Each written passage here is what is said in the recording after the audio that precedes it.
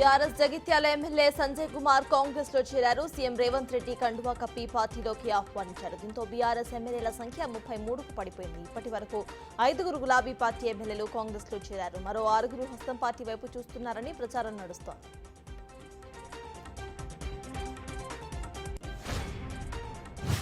CM Revanth Reddy Delhi వెళ్లబోతున్నారు. 2 రోజుల పాటు ఆయన అక్కడే మకాం వేయబోతున్నారు. లోక్సభలో తెలంగాణ ఎంపీల ప్రమాణ స్వీకారానికి ఆయన హాజరు కాబోతున్నారు. అదే టైంలో రాష్ట్ర మంత్రివర్గ విస్తరణపై కూడా అధిష్టానంతో చర్చించే అవకాశం కనిపిస్తోంది. కొత్త పీసీసీ ఎంపికపై కూడా రేవంత్ రెడ్డి అధిష్టానంతో చర్చించే ఛాన్స్ ఉంది. ఏపీలో కేబినెట్ ఇవాళ భేటీ కాబోతోంది. హామీల అమలు, రాజధాని నిర్మాణం, పోలవరం నిర్మాణాలపై ఈ భేటీలో చర్చించబోతున్నారు. ఏపీ ఆర్థిక పరిస్థితిపై ప్రధానంగా చర్చించే అవకాశం ఉంది. మరోవైపు ఎన్నికల్లో టీడీపీ హామీ ఇచ్చిన సూపర్ 6 పై కూడా మంత్రులు డిస్కస్ చేయబోతున్నారు.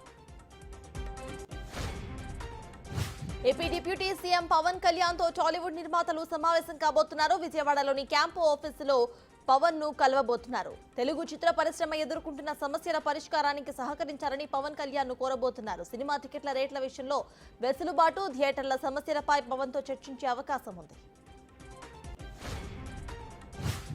మహబూబ్ నగర్ జిల్లా బాలానగర్ మండలం అధికారులపై ఎమ్మెల్యే జనంపల్లి అనిరుద్ రెడ్డి సీరియస్ అయ్యారు. సెలవు రోజు తహసీల్దార్ కార్యాలయం ఓపెన్ గా ఉండటం, తలుపులు మూసి లోపల ఆర్ఐ ఉండటాన్ని ఆయన నిలదీశారు. అయితే ఆదివారం ఆఫీస్కు రావాల్సిన అవసరం ఏంటని మండిపడ్డారు. ప్రైవేట్ వ్యక్తులు ఆఫీసులో ఉండటం ఆయన కోపానికి ప్రధాన కారణమైంది. మూడోసారి ఎన్డీఏ ప్రభుత్వం ఏర్పడిన తర్వాత ఇవాళ తొలిసారి పార్లమెంటు సమావేశాలు జరగబోతున్నాయి. జూలై 3 వరకు ఈ సమావేశాలు జరుగుతాయి. మొదటి రోజు 280 మంది ఎంపీలు ప్రమాణ స్వీకారం చేస్తారు. ప్రోటెం స్పీకర్ ఎంపీలతో ప్రమాణం చేయిస్తారు.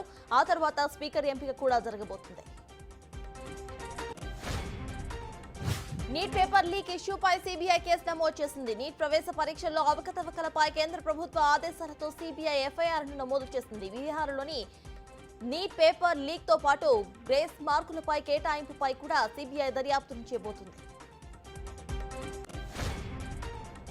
హైదరాబాద్ లోని నార్సింగి వద్ద రోడ్డు ప్రమాదం జరిగింది. హైదరాబాద్ ముంబై హైవేపై ప్రైవేట్ ట్రావెల్స్ బస్ అదుపు తప్పి బోల్తా పడింది. ప్రమాదంలో అక్కడికక్కడే 2 మృతి చెందగా 13 మంది తీవ్రంగా గాయపడ్డారు. పలువురి పరిస్థితి విషమంగా ఉందని డాక్టర్స్ చెప్పారు. టీ20 ప్రపంచ కప్ లో ఇవాళ ఆసక్తికర పోరు జరగబోతోంది. ఆస్ట్రేలియాతో టీమిండియా తలపడబోతుంది. రోహిత్ సేన దాదాపు సెమీఫైనల్స్ లో బెర్త్ను కన్ఫర్మ్ చేసుకుంది. మ్యాచ్ ఓడితే ఆసెస్ సెమీస్ కు చేరటం కష్టమే. అయితే ఎలాగైనా సెమీస్ లో అడుగు పెట్టాలని కంగారులు అనుకుంటున్నారు. ఇక మరోవైపు మ్యాచ్ కు వర్షం ముప్పు కూడా పొంచి ఉంది.